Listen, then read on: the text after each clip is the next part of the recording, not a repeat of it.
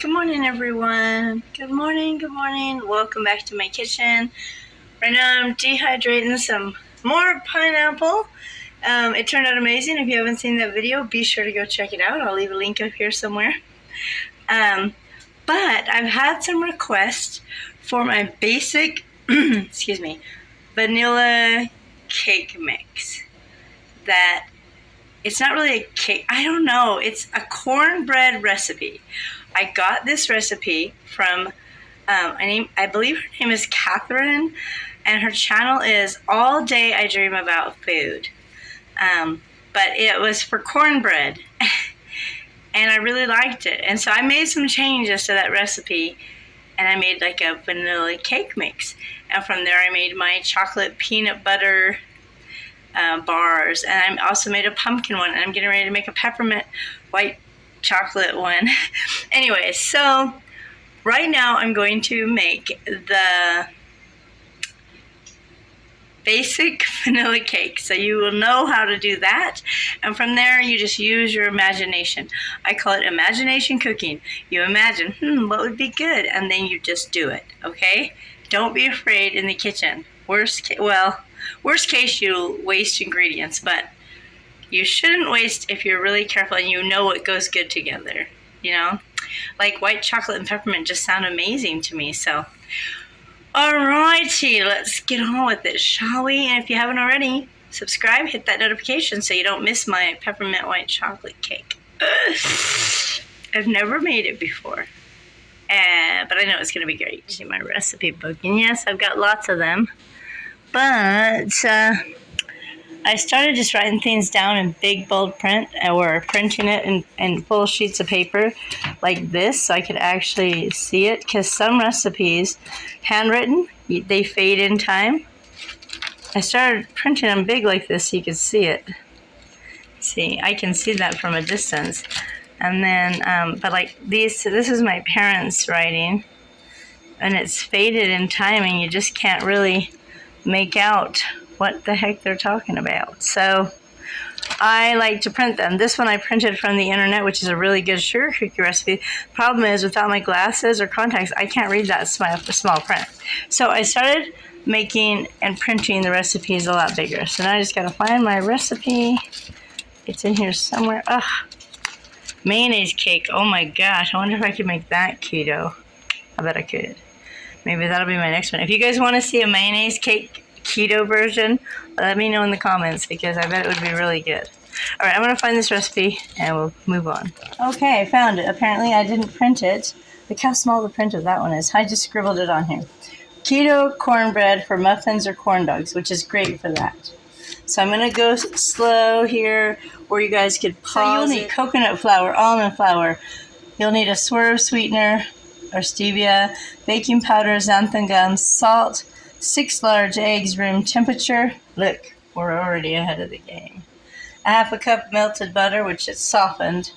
And then this is my vanilla protein shake added. I don't believe that's part of her recipe, but I could be wrong. Go check out her channel if you want the cornbread recipe. I'm gonna tell you what to do for this cake, because what was written on that paper is for cornbread. So you definitely need your eggs. You need 6 room temperature eggs. I've got those in here. Then I'm going to add a half a cup of swerve sweetener, or whatever. I'm doing stevia just because it's a little bit cheaper. And I can get a big bag at Walmart for like $10. Alright, so, and it measures just like sugar. This is the sweetener that I'm using here. Great value, no calorie stevia. There's the macros on the back if you're interested. Okay, so you'll add 3/4 cup coconut flour and 1/2 a cup almond flour. But first, I'm going to mix this up a little bit and add in the melted butter. I just want to make sure that it's not too warm so that I don't want it cooking those eggs. Go ahead and just mix the sugar and egg together a little bit.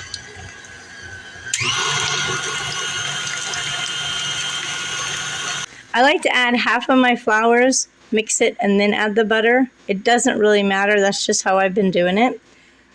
So I'm going to add half of my flours, half the flour now, mix it, and add the butter.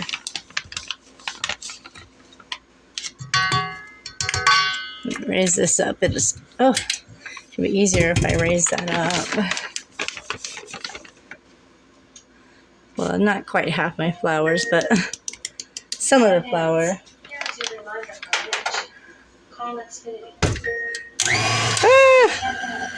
Alexa, stop. I hate when she reminds me when I'm in the middle of doing something. Okay, and then you'll just add in your melted butter. And let that mix for a little bit. Just scrape down the sides. And then we'll go ahead and add in the rest of our dry ingredients. Sorry, I forgot to record. So I've got my 2 other quarter cups of coconut flour and a quarter cup of almond flour. Sorry about that. I'm just in my own little world. All right, and then a tablespoon of baking powder. Get this measured up here. I'm actually going to take this off for just a minute so I can sift the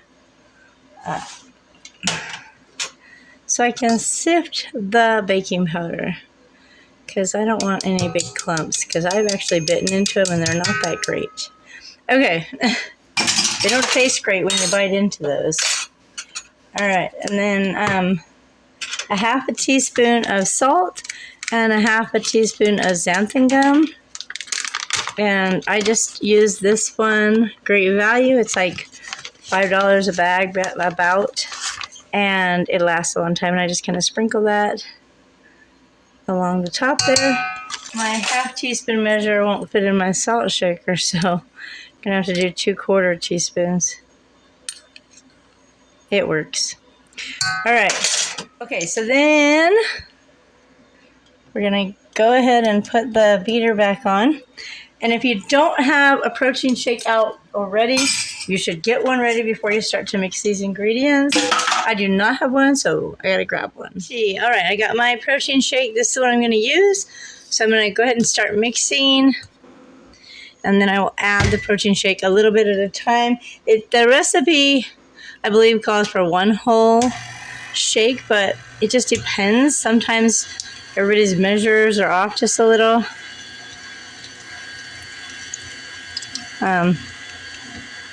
So that's about half. We'll let that mix for a minute. This is so easy and so good, guys. If you don't have these ingredients, once you get them, they last a long time. Okay, it's super thick. I'm not sure if you can see that, so I'm going to go ahead and add some more protein shake. This adds 30 grams of protein to your entire cake. And only adds, like, I think 3 carbs. And it gives it that yummy vanilla flavor. It's so good. Okay, it's still super thick, so we're going to go ahead and add that in. The xanthan gum gives it that cake-like texture. This is so amazing. I promise. It's so good. I'm going to lift it up and stir it on the sides and see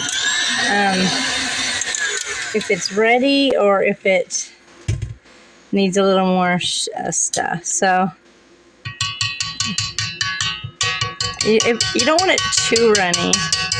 So it's one of those things you just got to kind of eyeball. Now, if you were doing a pumpkin or something, you wouldn't need as much shake because you'd have the liquid from your pumpkin.